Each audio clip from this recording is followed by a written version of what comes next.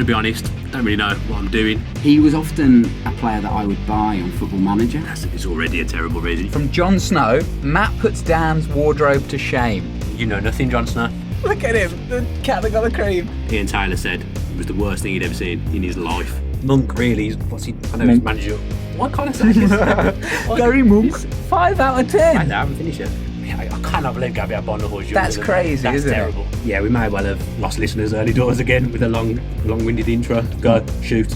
Hello, welcome back to the Villa View podcast with myself, Dan Bardell, and Chris Dolan on my left. Rejoice, Tom Julian is on holiday, so Dolan has very kindly stepped in. Again, we've got a bit of a squad rotation system building on the Villa View podcast. You well? Yeah. Yeah. Pretty good. You said yeah, but in a way where I felt that you weren't well. I've just got like a cloud hanging over my head today. Yeah. Bit like you. I must admit, Dolan knows because he's been messaging me through the day. I've been very, very, Very down. grumpy about last night, and this is the danger when the expectations are raised, things can always come crashing down around you. But I'm buoyed slightly by the fact that we did think we were going to be in the bad booth tonight, the St Andrews booth, and we found ourselves in the good booth. So this is great. This is good. It's good in there. We're where we need to be, but unfortunately, Villa weren't really where they needed to be, or weren't at the level they needed to be last night. How did you? You were there. I mean, do you want to lead into it and tell me how you saw it from the stands? Yeah, I mean, it just was not what I was expecting. I've got to say, and I don't know whether this is the kind of thing the players felt as well. I've got to say, for the first time this season, I felt 100% confident. I went into that game and I thought, no worries whatsoever, and unfortunately we've had our pants pulled down.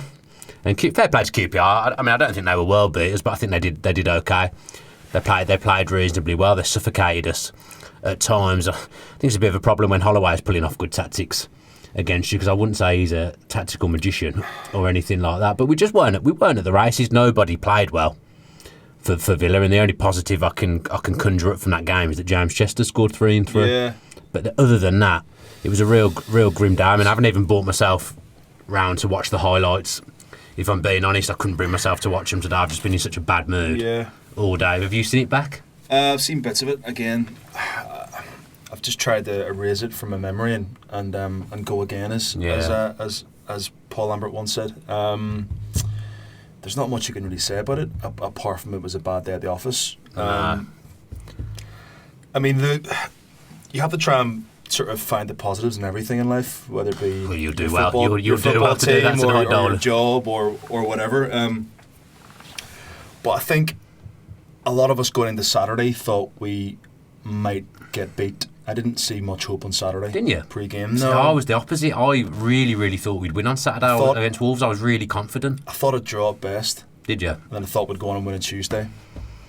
So if you look at it, it's kind of flipped round. Yeah. Role reversal. So if you look at it from that point of view, and somebody said on Twitter, I think it was Jamie Gray said, Cardiff just keep on winning. His tweets are always good, Jamie Gray. To be fair, he's worth a follow on Twitter if you don't follow him. Yeah, and he said a few things today that kind of put you at ease. You know. Yeah, I did get what he was saying, but and Cardiff just keep on grinding around, keep on winning and keep on winning. You know, they're doing things. I mean, we've been at Brentford twice now, and we've got nowhere near it. Not a happy hunting They ground. go 1-0 down after 5 minutes, and they go on and win it. Yeah, it's a difficult. We just have to. Everyone just needs to kind of realise that we've not won anything yet. We've not won anything, but we also haven't lost anything yet. No, there's a long way to go. There's a long way to go. I thought maybe everyone got a little bit carried away on Saturday. Maybe as to be expected, because it was such a great... I was going to say, do you think they did get carried away? Because when you're beating the team that's been top of the league all season comfortably 4-1... It's just small. You've got a right to get carried away, I'd say. As brilliantly moving and touching as Paul Brown's little piece was on the website... He's probably regretting that now. I read it and I just thought, yes... But what he was saying... He's spot on, and it's how I still feel, and it's how we all should still feel. Yeah, I do. I'm still proud of the lads this season. But I read it and thought, you're almost setting yourself up for something like this to happen. Yeah. And it happened. And it's not back to square one. It isn't back to square one by any means, but we just need to kind of just put it behind us, man, and move on, It's the only thing we can do. it may well be the tonic that we need. It may well be the shot in the arm. You know, it could be a blessing in disguise. You just never know, man. That league is just, it's so unforgiving. I mean, who would have said that QPR, they've won twice away all season against Burton and Birmingham. They like the Midlands. They like the Midlands. They do like the Midlands. And you know, we've lost once all season at home in the league, and then we beat Wolves 4-1, and then we get absolutely schooled by QPR on Tuesday night. I wouldn't even say we got schooled. I mean, 3-0 up. No, well, going 3-0 down is not great. Sorry, to go 3-0 down at home to anyone isn't great, especially a team like QPR who themselves have spent no money and who are just playing a flock of kids. Well, they're trying things out. My mate Dean Spencer's a QPR fan, and he's told me before the game. And to be honest, I feel like he lulled me into a bit of a false sense of security, because he was texting me through the day yesterday saying to me, just keep the score down to 2-0. 2-0 to Villa's fine. That's a respectable result. So I was thinking, right, this guy's a knowledgeable guy about QPR. If he thinks that, bearing in mind what we did Saturday, then we should be beating them, but it just never materialised. No. It felt, it's worth mentioning at this point, I'm in such a bad mood. Usually Tom does the notes.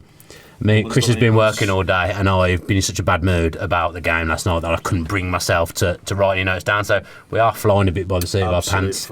So we'll just see what happens. It could be the insane ramblings of a man from Birmingham in Northern Ireland tonight in the podcast studio. But I'm sure there'll be a lot of passion, and we'll do our best to get through and try and make it an hour-ish if we can. I was cheered up by that lovely sweet potato and cherry brownie. Yeah, you're talking going into food territory after 6 minutes is smacks of being Tom Julian and not knowing what to talk about. Desperation. Let me go back to the game. So I felt a bit last night like we went 1-0 down. It was almost like the players and Bruce, they weren't prepared for that. It was almost like they never considered the possibility of going 1-0 down in that game, and there was no reaction, and they certainly didn't consider going 2-0 down. I mean, it felt like the QPR players were queuing up for that second goal. I mean, it's gone past a lot of people, and a few people have had swings at it. And then, we're very unlucky with the deflection. The deflection's helped it along its way. The first goal, a lack of closing down, a lack of intensity. It's a good cross, and it's a good header. Do you think a lack of fitness as well? I mean, I know people have said I don't know. At this level, with the players we have, that fitness shouldn't really come into it. But do you think we just give so much on Saturday evening that maybe there was? We did, but QPR had a game at the weekend, didn't they? They won 1-0 against 10 men Sunderland on Saturday. I always think fitness is a bit of an easy get out. That's always my thoughts. When people blame fitness, I always think it's just an excuse. There can't be much basis behind that. I don't blame Bruce for the team selection. I can completely understand why he kept the same team in the main. The one I would call out would probably be Jedinak, because we all said he'll struggle to play two games in 4 or 5 days. We were saying that last season. Yeah. So when you've had someone like Bjarnason who's done well in that defensive midfield role, and he's come on and scored the game before, you kind of do just think, well, and he must be thinking this as well, what do I have to do to get a game here? Play me. Jedinak's, is he 33? 34, 34. Jedinak has struggled with injuries this season. He's not had as good a season as last season, although he's had good cameos. He's been very stop-start from this season. But he's a leggy player, and he looked slow. And I'm not singling out Jedinak because nobody played well. He stood out so well last year because we didn't have as many leaders in the team as we do this season. So he stood out by his sort of, by his commanding presence on the pitch. Whereas this year we've got about 7 or 8 captains at least. Yeah, lots of them. Yeah. So he sort of blends into the background a little bit. I think you're right. I think that was a game for Bjarnason to come back in and stake a claim. I worry that there could be a bit of a knee-jerk reaction on Saturday. Too many changes. I worry about maybe too many changes, a change of formation. Well, I mean, we'll come on to formation because quite frankly, I found that second half formation change very confusing and very baffling, and I'm sure the players did as well. But he said he didn't make changes because he didn't want to drop anyone. So you presume in training they monitor things like fitness levels, so you'd think they'd know whether players were fit enough or not. But I mean, he was damned if he did, and he was damned if he didn't. I mean, if he doesn't make changes and we win, then happy days. If he makes changes and we lose, he'd have got hammered. He'd have got hammered. He didn't make changes and we lost, and he's getting hammered. So if was just one of those games. You just have to put it. You just have to put it to bed and move on and just see what happens next. There'll be plenty of ups and plenty of downs. I mean, I'm gonna call it now. And say that I think we'll win on Saturday, and I think Cardiff will lose on Sunday, and then we're kind of back to 4 points again. I think Derby are chokers. I can't see Cardiff dropping points against Derby. Maybe a draw. I can't see them losing to Derby. And then they've got to come and play us. They've got to play Wolves. Yes. Oh, their fixtures aren't easy. They've won 7 in a row now. Cardiff. Yeah, and you have to respect it. You have to applaud that. I had a friend of mine who was at the game last night. He was at the Brentford game. And he said Cardiff just kick lumps. That's what they do. Out of Brentford, that's what they do, and they do it well. And they're playing to their strengths. You know, they know they're not world beaters, but they're just getting the job done. And anyone in that league that wins 7 on the bounce, it's no fluke. No, and they've been up there all season. They've been there. They literally haven't moved from being around the autos. From top 3, top 4. No, they've been there all season. They deserve to be there. They deserve it, and it's like in any sort of top competitive league, wherever you finish that season is where you deserve to finish. It's as simple as that. We've been very inconsistent, really.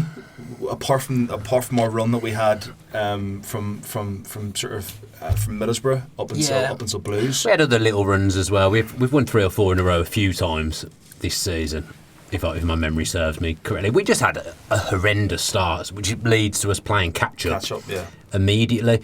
And the other thing is, when we finally got ourselves to second and it was in our hands, we didn't win the next 2 and we find ourselves down again. I think Grealish, the loss of Grealish in the really, really, really hurt us. I think it would have been a different story. I think we would have got it. We would have got something out of Fulham, and we would have got something out of. We would have won against Preston. Yeah, you would have thought. I believe. Came at the wrong time. Those injuries. It came when we were flying. It really did, and that's going to upset anyone. You know, you lose your two most creative players. It's going to upset any balance. It's going to upset the best team on the planet. And I know some people who don't like Bruce don't like this excuse being thrown out, but we have had a lot of injuries this season. A real heavy load of injuries. You know, you look at Kodja for a start. That was a blow. Yeah. But everyone stepped up. Everyone has stepped up. Yeah. Adoma, who didn't start, he's come in. He stepped up because Green got injured. Yeah, we haven't seen Green since August, really, or September. Hogan stepped up because Davis needed a bit of time out in the limelight. You know, he was maybe put in a bit too quickly. Look, whenever Terry was injured, Samba came in I said that on the preview the other day. Cameos, really well. People have had little cameos. So the squad has played like a squad. It's very tight knit. But I think now, looking on the Saturday, I think possibly Lansbury has a case. Bjarnason has a case. I think Bjarnason definitely has a case, but Lansbury ain't getting on the pitch. No. He's not suddenly going to go from never coming on. I mean, I know he came on against Wolves right at the death. So, for me, you've got to start Hurahan in that middle. I just think he's got so much creativity and so much balance, and especially another outlet from a set piece. I actually thought in the first half, Hurahan with his pressing, I thought he was one of the only ones that actually stood out in the first half, Connor. And then we'll come on to the second half, which was all over the place. But I think, I've said, I'm not going to go on about it, but I've said it a few times. He does a lot of things that people don't notice and that other people in the squad aren't capable of doing, I don't think, with his pressing. And he's got a lovely left foot that does offer us a lot of balance. We had a very big chance right on half time, 2-0 down. I don't think I've ever seen Jack head the ball before, and again, I've not seen it back, but it looked to me like he didn't put enough power in it, or it was kind of near too close to the keeper, and he saved it. If that goes in, it is a different game. Luck wasn't really on our side. I mean, Snodgrass had one that flashed wide. Doma had a chance in the second half as well. The one that good save from the keeper. Well, I think being 2-0 down, I think we had to score within the first 5 or 10 minutes of that second half, and we didn't. And then once that, we just knew they were going to see it out, and you have to give QPR credit. I don't like to give them credit because I've got to be honest, my mate's a bit of a nightmare. There's been relegation battles with QPR and Villa, and he's always been a bit of a nightmare in my ear. But fair play to him. I had to go meet him for a coffee this morning as well. It's pre-arranged. He's got to take it in the chin, and that's what it's all about. I was sort of saying to some people today, you know, whenever you sign up to be a football fan, you have to just take it on the chin, you know. And you know, there's always going to be good times, and there's always going to be bad times, and that's just that is the life of a football fan. If you look at every tough top life, Chris. It's a tough life, man. But if you look at every top team, and you look at like Man City, for instance, back in the day, back in the 90s, back in the early 2000s, went down to League One or Division Two as it was back then. And things change. Like, you know, Leicester we're down in League One. Southampton we're down in League One. You know, these have become proper established Premier League sides. Southampton are having a bit of a tricky one this season, but you know, you look at Leicester, they went on and won the league. And it was maybe 3-4 years ago that they were down. Yeah, I'd have them as the best of the rest now. I think so. I think so. Away from the they're top even six. They're even surpassing Everton. And Everton Yeah, for me were the best. season. Everton for me were the best of the rest. But you just have to keep the faith. That is my message to the Villa faithful. You like that message? I think you've been here and done that before. That message, times, it's the Dolan gospel. Yeah, maybe get a tattoo. Keep the faith. You should get a tattoo. You should get it. I am. It's not my thing though. I am getting a new tattoo tomorrow. Not fully decided what Where? it is. On the arm? Down there, I think, on the other arm. Yeah. I don't think it'll be Villa related this time, but you never know. I might have. Yeah, I've got. I can't lift my. I've got. I don't know if you can see that on the camera. Probably not. But I've got 1874 in Roman numerals on my arm. The year Villa were founded. I want to get the old crest, the 82 crest on my... I'm surprised we've really moved away from the game here in I've got lightning a tattoo speed. here. Have you got one? Yeah. I was going to say the way you look, you must have it. I was going to say you must have a tattoo. There's no way. It's just a little small one. Yeah. Don't look back in anger down his back. That's a bit obvious, isn't it? Really? No. Come on. Right, back to the brief interlude there to talk about tattoos. I did have something really pressing to say that fitted in with your keep the faith. I've got it. So in my lonely drive back, I think I got back to my mum and dad's at about 11 o'clock after fan cams last night. I couldn't even watch fan cams. No, I haven't watched it back. And you know, it was a tough watch. I had to stop halfway through. Yeah, so that's not good. No. Hopefully some people have watched fan cams, otherwise that negates the point of us doing it after the game. So yeah, I got back to my mum and dad's about 11, dropped my dad off home, and then set off to London. And let me tell you, the drive back when you've lost is not good. No. Getting back in at 1 o'clock in the morning to my home and coming to work. So I think that's not helped my mood, but that is a lonely drive when you've lost the game. But then I was thinking today, well actually at the times I've made that drive this season, I haven't had a lot to be upset about really, have I? Because we've won most weeks. And I think that you look at the form table from 30 games, from after 30 games, we're top. It's just you just wish we'd had a better start. But look at Wolves against Forest. They beat Wolves 2-0. At Wolves, completely out of the blue. You just funny things do happen. Of course they do, man, and that's football. That's kind of why we love it as well. Yeah. From you, and you just. I've got to say, I've not lived it today. I've got to say. No, but I'm trying not to be too upset because I know that the players, they didn't go out there last night and think, we're not going to put in a shift tonight. Well, except for the season we went down, that never happens. The players go there and they try their best, and for whatever reason, it didn't come off last night. They all had an off night. Really, I can't think of anyone who would stand out and could say, oh yeah, they had a good game. As I say, the only positive really was Chester scoring. But what did annoy me in the second half was obviously we're chasing the game. We didn't score after 5-10 minutes. He throws Davies on. I think Neil Taylor was injured, which is a problem. Which is a problem. Another injury, in that position. Yeah, so that's a problem when you've only got one natural left back. We've had a right back playing there all season, but we went to 3 at the back, and I just think And as soon as we did this, I said to my dad, right, that's it. Yeah. We ain't getting back into this. The balance is gone. Because the balance is gone. You're playing a formation that I can't imagine at any point during training in the last however many months they've worked on playing 3 at the back.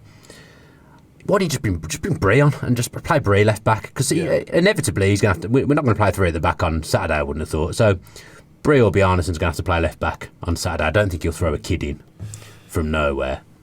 I wouldn't have thought. And I'm not really sure. Who do we have at left back? Mitchell Clark's played left back, hasn't he, in the Cup? I'm not sure. It's Borg, isn't it? But if he wasn't even getting a game at left back in that League Cup game and Mitchell Clark was playing there, you'd think Borg's not going to get in. And you're not just going to jump up from not being in the 18 to being first choice left back. I mean, Bree's been around the squad a lot more in the past few weeks. I would, like yourself, I'd put Bree in. I mean, he's going to have to put somebody in there who's not been playing regular football. So that's a risk in itself. I just think Bjarnason's wasted I wouldn't want to see Bjarnason now. I'd pick Bree. At fullback. Well, people will say Bree's not a left back, but then I'd point to the fact that he's an attacking fullback. He's a good footballer. He's a good footballer. But we've had a right back playing left back virtually the entire season. So what's the difference? And Hutton has been fantastic. I've got to say, I never thought I'd see the day, but actually, you miss Al Hutton? I'm missing him. Missing him in that team at left back, and that was unthinkable for me 12 months, 18 months ago. But Taylor's a funny one because I loved him last season. I thought he was absolutely brilliant. I thought he was brilliant. Our best player from January onwards. Albeit going forward, he wasn't. He doesn't offer us as much as he possibly should going forward. But he's just not done it for me this season, Taylor. I don't want to dig anyone out. And he was no worse than anyone else last night, but he hasn't been the same player this season, and I can't put my finger on why. His confidence looks strangely lower than last season. Again, I don't know why either. But that team from the opening game against Hull, it's a very different team, isn't it? It is completely different. Very, very different team. Bar Johnson, Chester, Terry, El Mohammadi, the majority of that team has completely changed. It seems a long time ago, doesn't it? That first game. It seems like forever ago. Seems like a different season now. I've thought of one reason why Taylor might have gone off a bit off the ball. You have to bear with me here. Max Roberts got Tommy Elphick on the back of his shirt last season, and Tommy Elphick struggled, didn't he? And he didn't go and get Taylor on the back of his shirt. He's got Taylor on the back of his shirt, and he's struggling. That's quite random, isn't it? That is, he likes him. Oh, he's a good player, Taylor. But he's not had a great season. So as soon as Tommy Elphick escaped the shackles of Max Roberts having his name on the back of the shirt, Elphick picked up and played well when he came in this season. So run, next season, when Max hasn't got Taylor on the back of his shirt, he might come good again.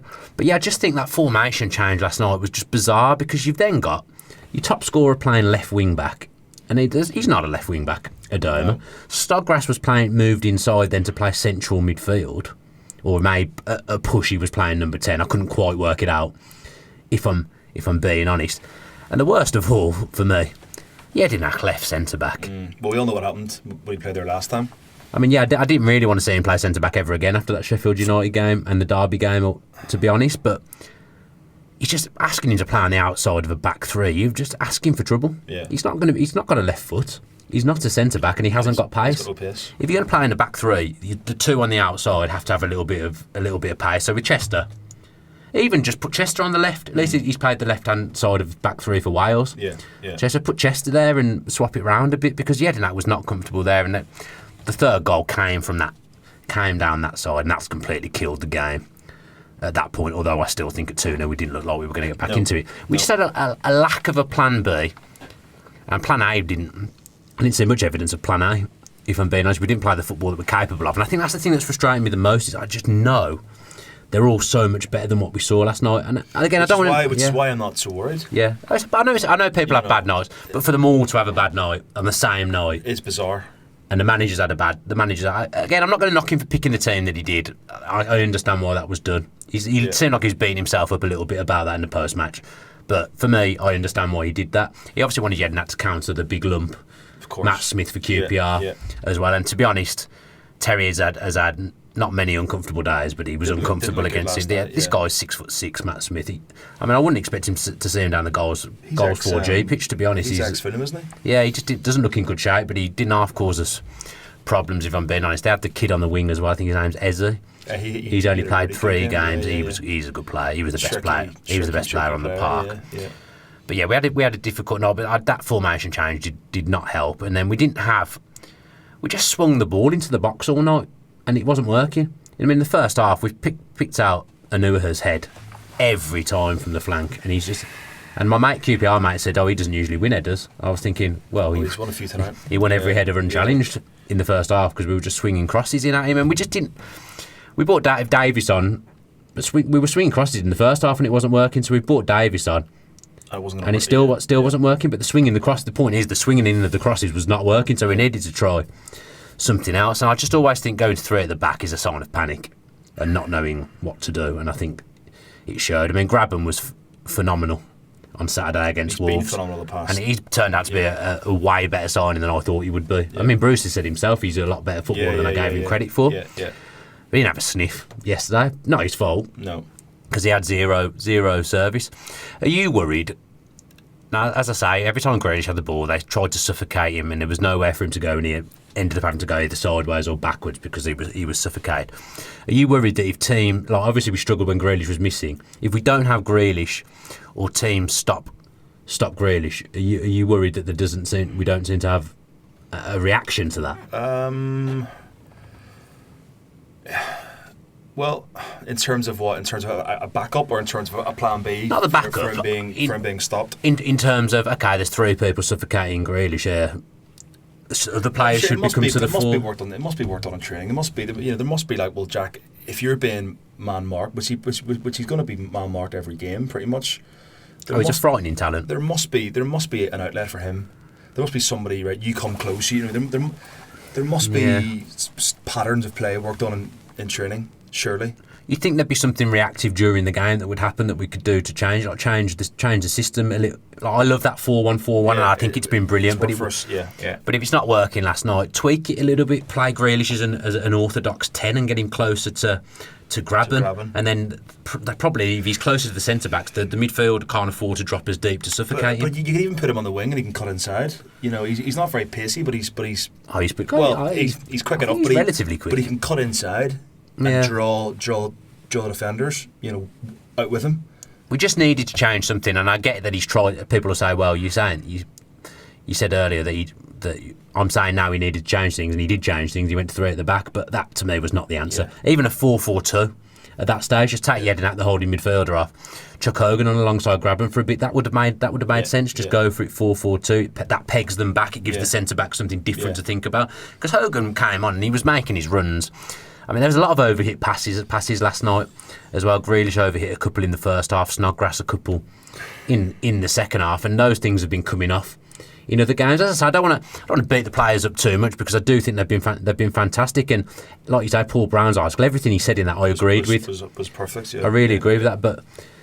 We haven't at that point. We still hadn't really achieved anything. But we haven't achieved anything. But we also, as I said before, we haven't lost. We haven't not achieved anything. So no, this season's been a massive step forward. It's been brilliant. And if you look at where we were this time last year, grim, mate, absolutely grim. You know, we're up 10 places on last year. I should just think how many points it will be. And points, goals, everything about our team this season is what we've been crying out for. We've been getting goal scores all across the pitch. Everyone's been chipping in, getting goals from midfield, keeping clean sheets. Yeah. You know, it's everything that we can credit. It's been a great season. I've enjoyed this season. I've really enjoyed it. And whatever happens, I did this tweet after the game on Saturday. Whatever happens, these players have still put the pride back in the shirt this season. We were mugged off for years. So look at having John Terry in that back four. And look at having Lescott in there 2 years ago, and considering he's supposed to be a Villa fan as well. Just look at the difference. Look at the pride that's been instilled back in that Villa shirt. So we should be proud of those players, and there'll be people that will. Some people can't accept that we're in the Championship. I think they just expect us to walk it, and we need to get back in the Premier League, and we do need to get back in the Premier League. But there's no givens. There's never a given, right? You know, and people say we're Aston Villa. Yeah, but what have Aston Villa done in the last 5 or 10 years? Yeah, battle relegation. That's what we've done. That's who we are, unfortunately. And it pains me to say it. You know, I'm like you. I come from your generation of Aston Villa fans. You know, even though I look a lot younger, we are a similar age, aren't we? A few more grey hairs than I've got a few more greys.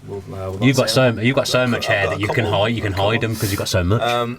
So you know, I've come from the same era that you've come from. It's been, you know, it's been a whirlwind of the last 25 years, but over those last 5 to 6 years, we've done absolutely nothing. No, we've just kind of wilted away, and it takes a lot of time to come into that football club, and the mess that was. I've said it before. The mess that club must have been left in whenever Lerner and Fox carnage, left. Absolute carnage, disgraceful. Like, you know, absolute disgrace. So to be 10 places better off than last season, to be so many points better off than last season, to have a packed out Villa Park most weeks, to only have lost our second game at home this season. I can't believe the 2 games of Sheffield Wednesday and QPR. I know, but but that's just life. Football. It is life. It's just football, like, you know what I mean? And we just have to go. We just have to go again. You just have to stick with it. Yeah. You've just reminded me of, I don't know if I've ever told this story on the podcast. I actually met Tom Fox once. I did too. Before, did you? Yeah. You tell yours first. I met him at the in the director's box. What were you? Palace. Oh, Crystal Palace. I was going to say, what are you doing in the Villa director's box? Steve Parish. Yeah. And I gave him a business card. Did he ever come into Portsmouth? No. No. And I was sitting behind him during the game. It was the game that we lost. It was 2-1. Adama came on and scored. Oh yeah. Deflection. Yeah, I And remember that one. Amavi gave it away. Season we went down. Oh god. Yeah. We lost. Yeah, when I look back at that and you think, look at it now. I met Doug as well that day. Absolute legend. Good times. What was your Tom Fox? I may have already told it on the podcast before, but basically this was before, obviously, the Villa View wasn't doing anything. I used to just write for the Birmingham Mail every now and again. Sure. I did an open letter to him about, it was like Lambert's last season, just before Sherwood took over, and he invited me in for a chat. So I sat with him for half an hour. Really? Yeah. Fair play. To be honest, fair play to him for inviting me in. And was his for a office chat. full of decked out with ice hockey jerseys? Nah, we just sat in the boardroom. NBA jerseys? We sat in the boardroom in the end, and we just had a chat about Villa, and he was saying it's not all Paul Lambert's fault. You can't pin it all on Paul Lambert. And he said, I can tell you now, we will not be sacking Paul Lambert this season. And then literally 7 days later, we lost to Hull, and he sacked him after telling me that there was no chance of that happening. So he's obviously a man that doesn't stand by his word. Well, not in that instance. He didn't. He was. I'm being honest. He was quite categoric about it as well to me that this is not happening. However much you want it to happen, this is not happening. But yeah, that was me. But I think just Tom Fox. on that note, just finally, I think we were so obsessed by other clubs' identities that we lost our own identity. And the thing with this, what do you mean by that? That we're obsessed? We were with other obsessed clubs' with identity? like Arsenal, for instance, like. We wanted to be, getting in Fox, getting in Remy Gard, getting in. Oh yeah, that's a valid point. That is a valid point. Arsenal connection. So I thought you meant we were trying to play like Arsenal. No, just as in sort of the philosophy of the club, bringing in French, bringing in a lot of their old backroom staff. Obviously, Tom Fox came from Arsenal. Yeah. We forgot who we were, and with this regime, they're bringing the pride back. They're bringing the pride back into the club. The players are playing for the badge. The fans are on side. There's a brilliant rapport. I mean, I feel really connected. Yeah, to the me club. too. And I don't go as much as I would love to because I work. I just work so much, and I very rarely get weekends off. So for me to only get to a handful of games a season, I still feel that connection with the club. There's something to change, definitely. And it's really, really refreshing, and I've really enjoyed being in the Championship. Yeah, I have to an extent. I don't want to spend much more time in there, though. I don't. But it's been really good fun. We've had our fun. And we've become friends. Yeah. The Villa Views happens. Yeah, maybe the Villa View wouldn't have been so successful if we had. I'm talking like we're winning Champions Leagues here. I don't mean it like that, but maybe that wouldn't have gone the way it's gone if we hadn't been in the Championship. But obviously, I never wanted us to go down. Everything happens for a reason. And we will be back in the Premier League, whether it be next season, the season after, or the season after that. I have confidence that we will be back, but we obviously want it to be as soon as possible, don't we? We do. I remember many videos. I would have been sat in my house talking to Matt and Dan Rolinson over Skype, and me and Matt would have been doing a video. And we must have said so many times, I just want to see players playing for the shirt. Yeah. And I now have that, and I know that I have that. So we should be it should be a given, but it isn't. No. And I don't think many clubs, Man City obviously, but many clubs this season will have had the bond between the players, the staff, and just that sense of doing well and being together. There won't be many teams that have had that like what we've had this season. It has been special, and barring disaster, minimum will be in the playoffs, and there's still hope of. And if you had and whenever I came, I think I was in here in September. Oh yeah, I didn't think we'd be anywhere near it then. Just before we played Burton Albion, and you were saying if we can get into the playoffs. Yeah, I said I'd be happy. Wouldn't be happy with that. I know. Can you imagine that? I don't know. I mean, I don't know how I'm going to cope. No, we've already spoke about my grey hair. I was in bed last night at 9:25. Look at you. With the lights off, phone off. What did you say to the missus? I can't. I need to go to bed. She knows. She knows. I was like, listen, I don't want to fight. I'm annoyed. I'm angry. I'm going to bed. I'm going to go to bed. I'll see you in the morning. Fair enough. and then you've not seen it tonight because you've come to you've come to speak and about the stuff that you didn't want to speak about last night. It's 9:45 on a Wednesday night, and I'm sitting in a booth with Dan Bardell. You're going to be in the real bad books. Talking about the game that I didn't want to talk about. I do feel like doing this podcast has been quite therapeutic to me. I feel better than I did. Yeah, you've been trying to G me up. You've been trying to G me up, but you like John Gregory. You've been giving me the motivation. I've been trying to, but can we talk about something else? Yeah, fine. I mean, the Wolves game. The Wolves game, we did, didn't we? We did a match review. The QPR match preview was pretty much, let's face it, it was a review of the Wolves game. But what an atmosphere! That was a great day, and that's what makes it worse as well. You've got the absolute high of Saturday, and then 4 days later, you're beside yourself over another game of football that was just.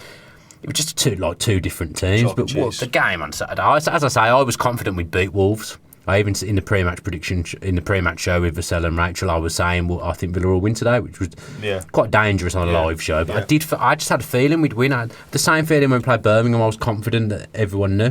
We should probably talk about the atmosphere a little bit last night, because the atmosphere was completely flat. From minute one. I mean, I think the whole game just seemed flat. Nothing happened. It just seemed completely void of any. It's just so incident. So different to Saturday's atmosphere. Saturday's atmosphere was electric, and you can see the players thriving and they love it. And maybe they struggle in the flat atmosphere a little bit. I mean, I'm not as naive to think that it'll be rocking every time. And sometimes the players have to get the fans going, but sometimes the fans have to get the players going as well. But all round, it was flat last night, and I think.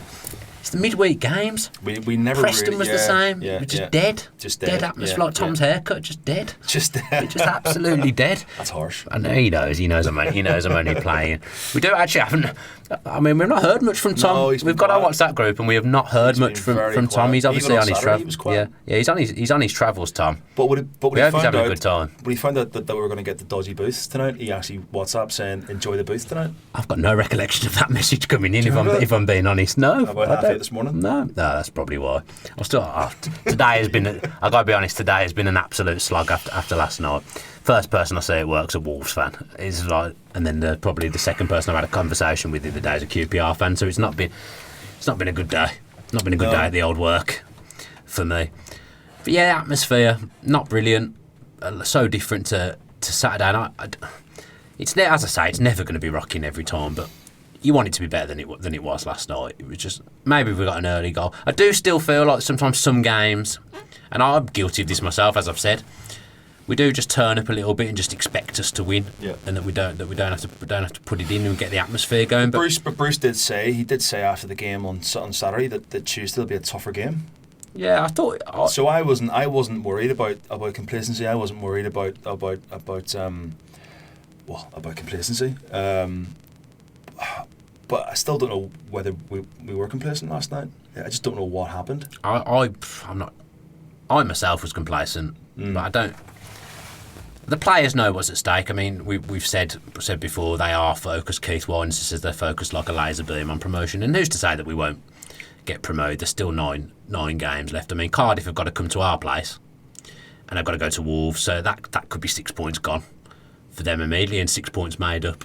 Yeah, for us. If you talk just like, can I just jump to a question? And I'm not digging Matthew Smithman out, but he tweeted a question today, and he said, "What is there to be positive about going into the last 9 games of the season?" Maybe just trying to fuel positive conversation. Which I replied in capital letters: everything. Emphatic. Well, there is everything to play for. Everything. I can understand it. I can because I must. But that's very like. No. But I can understand today that I can understand that moods are. But you can't. Low. But you can't get that. You can't go. You can't be so high and then so low. There's no balance, or else you have to find a balance. No. You know. Yeah.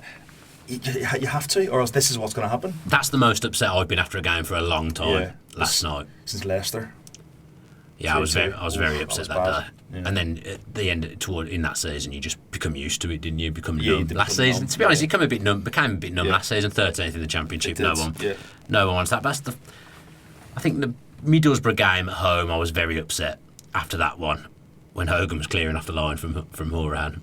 It was 0-0, and I had Adama Traore sent off after about 5 minutes. I was pretty low after that game, but this is the lowest I've been for a while. Okay, and I'll be fine come Saturday. Yeah. I'll be fine come Saturday. I'm fine. I'm better than I was now. But it just kind of felt to me. It felt a little bit like the pendulum was swinging a certain way at the end of the game last night. All the other results as well. Oh yeah. So you've lost the game. Everything that went wrong could have gone wrong. You just hope that the other teams have done you a favour. And Brentford, who play like Brazil every time we play them, lose 3-1 to Cardiff. Yeah. Reading, a team like Reading are just. What's happened to Reading? They're the last team you want Wolves to be playing. What's at the happened moment. to them? I mean, last season they were Bacuna's happened to them. Exactly. I bet he's looking forward to his return to Villa Park in April, isn't he? He'll get booed off the place, won't it? Dear, oh dear. Yeah. Should we do questions? Let's do some questions, yeah. Have you got any standout? Well, to be honest, mate, I've been pretty down all day. I've tried not to look, so these questions coming in are going to be a surprise to me now. I think we've done quite well, though, to be fair. 40 minutes in with zero preparation. I don't want to congratulate us too much, because we might have a stinking last winner. Question from Ben Redding. Got to keep the faith. 27 points still to play for. Plenty of twists and turns to come. We just can't afford any more performances like last night. But if we win our 7 games remaining, that'll be on 90 points, which will be enough to 7 from 9, which will be enough to see us through. You just don't know. You don't know what's going to be enough to see us through at this stage. We've got one here, Villa Mad 3. Were we right to call the first QPR game off, given the fact that we have Premiership ground and every Premier League game and some Championship games went ahead? Was the weather really that bad, or did we pander to the fans on social media? It was more the certain areas, wasn't it? I think the roads were not great, from what I understand. I was in New York, man. So. Yeah. Lovely. So I mean, I literally got up at 7 o'clock in the morning and was just sitting in my flat in London, just waiting to know whether the game was on or not, and waiting to go if it was on. And I'll tell you, I would have got some stick had I travelled. So for me, it was a good thing it got called off. To be honest, I would have had my mum and my wife on my back, but it obviously got cancelled for the right reasons. Villa wanted the game on. Villa wanted the game on. You can't be blaming the cancellation of that game. No. On our performance last night. Lob, regular on fan cams. He didn't come to fan cams last night. Not sure where him and his half Villa supporting and half Manchester United supporting son were. But he says, with this crazy week, can you remember a week where we've gone from the highest of highs to the lowest of lows? I can't remember a week, but I can remember a 2-week period, or 3-week period maybe, under Sherwood. Do you remember when we won a few in a row? We were looking good. So you're going to talk about Southampton? Well, I was going to say that. So we'd won a few games. We were on a good run with Tim Sherwood. Everyone was feeling buoyant. We had a good team. Benteke, Grealish, Delph, Cleverley, et al. And then we got thumped by Southampton. Lost to Burnley at home, and then got thumped in the FA Cup final. So yeah, but the thing about that is, like, we get thumped by Southampton, but yet we stay up that night. Yeah. That was surreal. Weird day, wasn't it? You've just been hit 6, but you've stayed up. I had a really bad hangover that day. I was on a train coming home from Cambridge, and I was just like, it was awful. I watched it and then went off to Tom Julian's birthday party. Oh, did you? Yeah. Oh, right. Met his wife for the first time, and we've all been friends ever since. Noah here says, very disappointing last night, but to call off auto promotion is still very premature in my opinion. Cardiff have very tough games coming up. Feasible to think gap will be a lot less by the time they play us, and it's game on. Noah always speaks. He's good. A lot of sense good to lad. me. Noah, again, not on fan cams last night. It was although I've got to be honest, when I got there I thought this is going to take 5 minutes because there was only 3 people there, but then a few more people did turn up. I've got one. Yeah, just Jack Hurley. I know you get your dulcet turns out. If we do get in the playoffs, who would you prefer to play in the semis and in the final? I don't want to call that, to be honest. And how many years would you age in the process? Easily 15 plus for me. As I say, I mean the grey hairs have been around for a while, but I would expect to go full on Fabrizio Ravanella should we be in the playoffs. See, I always thought how I would feel whenever we went down. And I remember the day we went down, and I was in work, and I just, like, it was numb. It was just like, oh, because I think with that season we knew it was going to happen. I was going to say, I think we knew in October that we were probably getting relegated. So I'm just trying to think how I would feel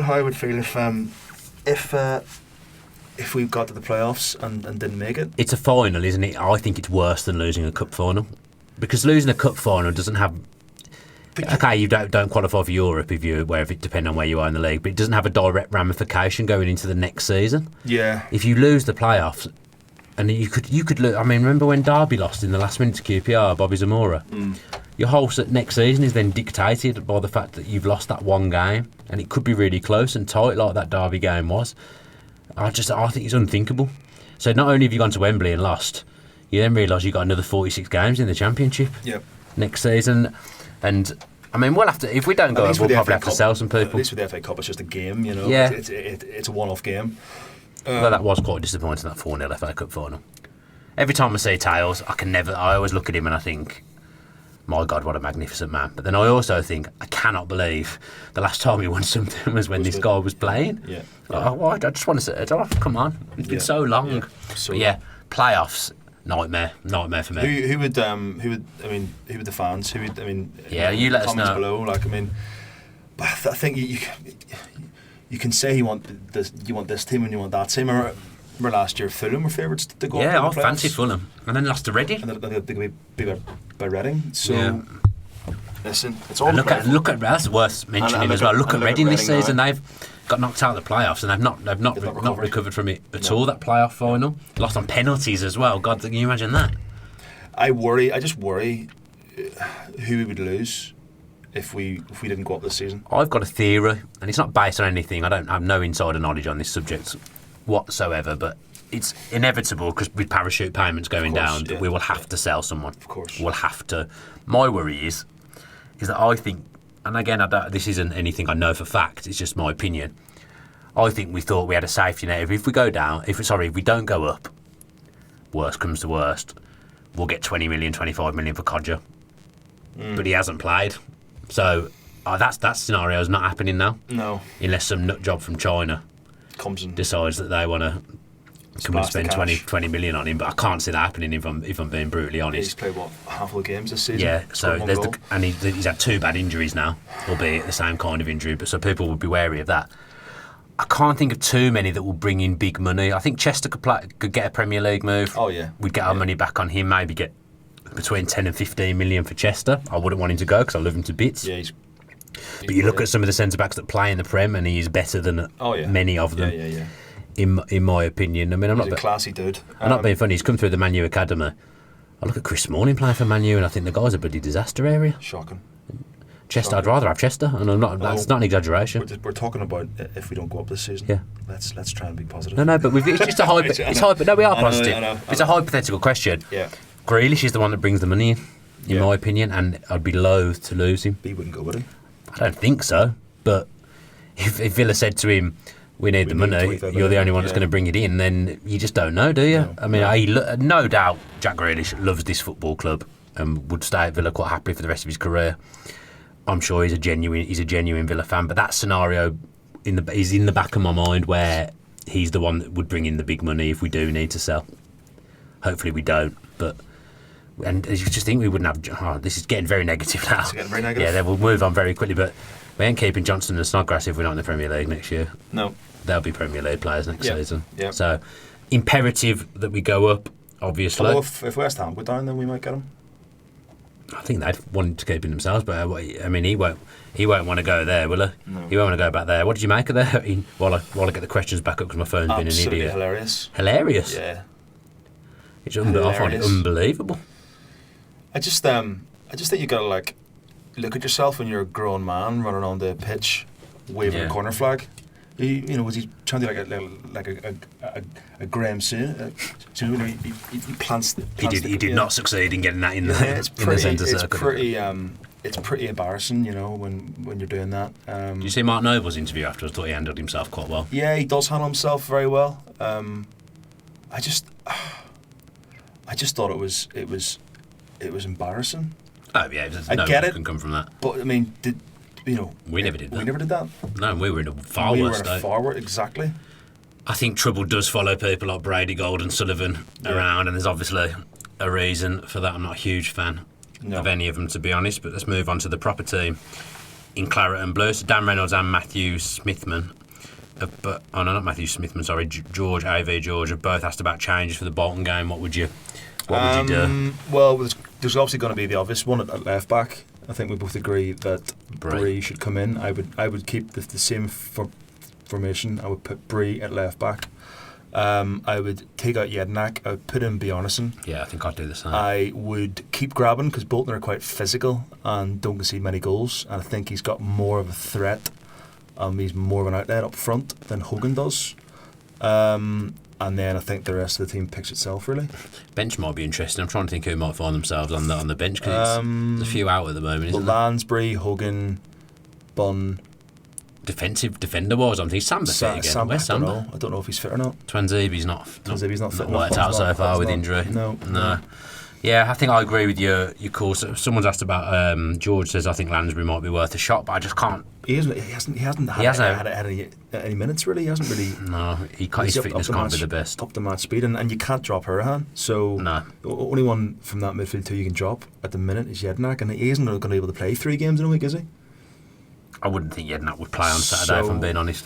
Bree and Bjarnason would be my two to come in, and the rest picks itself. I think I agree. But with you. I worry about a change of formation. Yeah. I worry about that.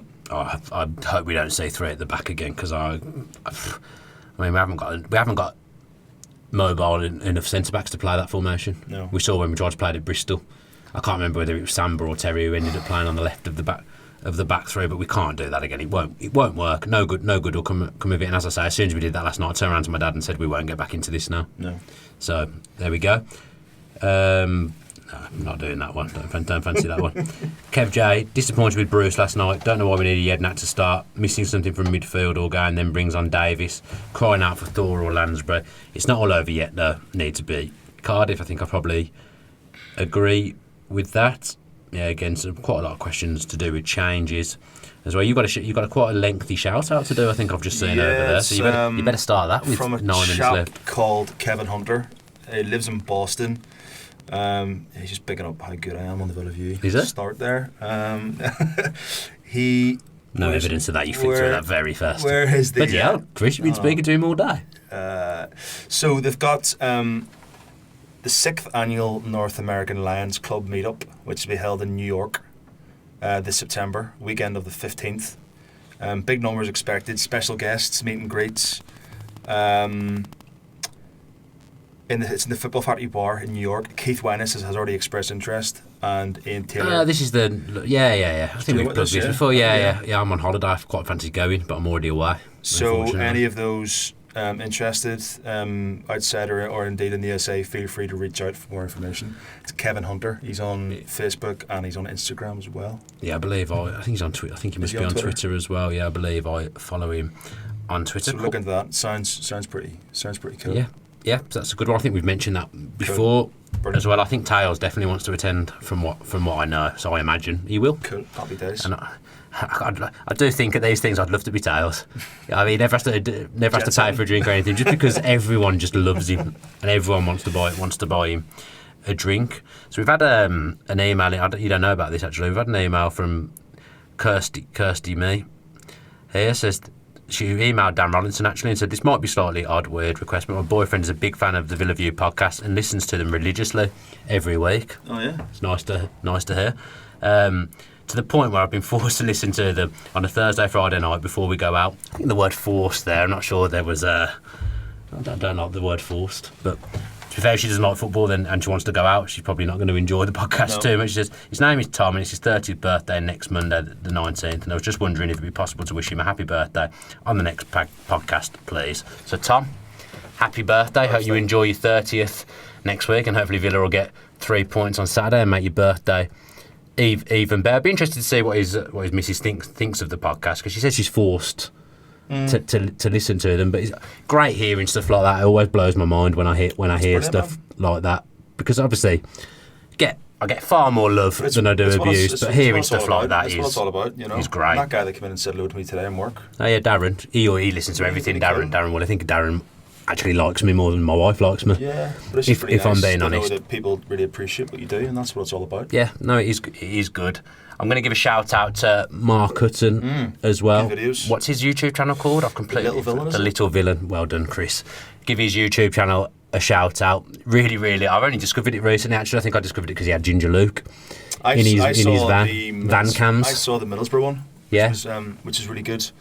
And I've kind of watched them since then, really. Yeah, so make sure you check that out on YouTube because he really gives you a real good flavour actually of what goes on, especially in away games when he's in the pub and he's in his van It's good. driving down. I really enjoyed it. Maybe one day we'll get to go. Maybe one day we'll get to go in the van. And fair play for him driving to the away day, not drinking. Oh yeah, I didn't even consider that. Takes discipline. Yeah. If you ever need two guys with legendary haircuts I'll happily, in the van, let us know, Mark, and we'd be happy to join. to come along. But yeah, his videos are really good. I'll bring the tinnies. Yeah, you'll bring the tinnies And the tunes. Okay. Oh, you've. And we'll crack on. Yeah, I don't know about you. Your music might be a bit too niche, too niche for the van. So yeah, check out the little villain Mark Hutton on YouTube and subscribe to him if you enjoy what he does. We've got a few comments from fan cams last night, although my phone has decided that I need bifocal glasses to read. Is that a thing, bifocal glasses? Don't think so. No? Okay. You just made that up there. Start with a good one here. Charlie Brett, QPR fan. Unlucky Villa, but this is football. Anyone can beat anyone. Good luck in getting to the Premier League. Fair play to the Villa fans who congratulated us on the win. And saying that we beat Wolves, so we should beat QPR is true, but consider we also beat them at home. Best of luck for the rest of the season. Reasonable. Yeah. Luke Burton wasn't the best performance from the lads, but gives them something to think about going into the last 9 games. We have to be better than that if we want to be anywhere near automatics or even playoff finalists. Still all to play for. Let's get the win on the weekend, and hopefully Derby can do us a favour Sunday, and it brings us back into the picture. Up the Villa, great video once again, lads. You're backing Derby to do us a favour, aren't you? I'm backing us to beat Bolton 2-1. Oh, you've changed your tune. I'm sure you came in here before we started and told me that Derby will beat Cardiff. Yes, I'm saying. Okay, sorry. I'm backing us to beat Bolton 2-1, and I'm backing Derby to beat Cardiff 1-0. And if there's one thing about Dolan's predictions, they're never wrong. We all remember that. You dug me out on we all remember that 18-point month in September. You dug me out on the QPR preview. Did I? I don't even know what I'm doing half the time, Chris. They would win every game until the end of the season, and that you were starting a bit. Oh, did I say that? Yeah. Oh God, I have turned. Been spending too much time with you. Yeah. The enthusiasm is infectious. Cyberdon Blue always comments, always listens. We really appreciate your support. Says bad day at the office, simple as that. Bruce has admitted that in hindsight he should have made changes, so let's just put that one down to experience and move on. Squeaky bum time now, but fortune favours the brave. Hang in there, stay positive, and I'm sure we'll come through in the end. David Pearson, I believe autos are still on. Cardiff have a tough run ahead. We just need to push on and get maximum points up the Villa. Thanks for the video. Adam Wright, who very sensible, always makes valid points. Not sure whether I should announce this. I'm not sure if I'm allowed to, but I like to not be cautious and do these things. He's actually been invited into the Radio WM studio for one of their football shows because they saw his fan cam and thought it was absolutely brilliant, so they've asked him to come into the studio and talk. So credit to him, come on absolute leaps and bounds over the last 18 months or so. Also Adam, big friend of the channel, said couldn't make fan cams last night, needed to get the lad to bed ASAP. Only positive was the crowd didn't really turn and even I've read that wrong. Only positive was the crowd didn't really turn and even gave out a bit of a rallying cry at half time to drown out the few boos that there was. This is not the time to get on their backs. Get behind the lads. It's still doable. Cardiff still to come to Villa Park, and they play Wolves up to Villa. I was encouraged by that because you did say about usually there'd be universal boos, but nothing like that. Nothing like that happened. Sax Bend says interesting that none of the interviewees could identify the real culprit and weak link. John Terry. I disagree with that because I think everyone played badly. Yeah. But I'm not saying he had a good game because he didn't. He'll say that himself. But nobody stood out last night other than Chester's lovely finish for the goal. There's a few doubting Bruce a little bit here. Even after the 4-1 win, I was never convinced by Bruce, and all along I was right. Bleep manager, tactics, dinosaur, and overall a tactically inept manager. So that's Adam Gallagher. Adam Gallagher. Come on. It's not like we're getting relegated or anything like that. We're there or thereabouts, as Bruce would say. I think that's incredibly harsh because although he makes mistakes, as all managers do, he has done an awful lot right this season, Steve Bruce. Awful lot. I concur. And, he has helped turn this club round and make it a happier place. Mm-hmm. In my opinion. So I think that's probably a decent time to end. We're in onto an hour. So thanks very much to Chris Thank you for having me. for coming in. I think it's you again next week, isn't it? I think I Tom's think so. still jet setting, Yeah. so it'd be me and you early midweek. I don't Hopefully know. earlier than Yeah, it's been a late start tonight. It's actually 10 past 10. past 10 at night. Now, a record late finish for the podcast. So hopefully Rollo will get this sorted and you'll get to listen to it first thing on Thursday. I forgot what day it is. Thursday morning. Thanks ever so much for all the support you give the podcast and the channel in general. Thanks for tuning in or listening via iTunes and SoundCloud to this podcast. It's turned around my mood a little bit, so hopefully it has done the same for you. There'll be a match preview coming up on probably Friday for the Bolton game, so Rollo and myself will record that in due course. So thank you for all your support once again. I've got nothing else to say. You got anything else to? Up the Villa. Yeah, the Villa. Let's try and stay positive. Bring on Bolton on Saturday, and we'll see you next week. Hopefully, discussing the fact that we're only 4 points behind Cardiff next week. Hopefully so. In an ideal world, that'll be what happens. If you're not already subscribed to the Villa View with your post notifications on, then if you could please do that, that really helps the channel below. Give us some comments below as well and smash the like button. I wish I'd not said smash. Give the like button a little press as well if you have enjoyed the video, and any reviews and comments you want to leave on iTunes are always appreciated, hopefully positive as well. Stick with the channel, stick with the Villa, up the Villa. If you enjoyed that video, why not watch another? Click the video choices on screen now to go and watch them in full. Be sure to subscribe to the channel by clicking our logo there on the left. Easy peasy.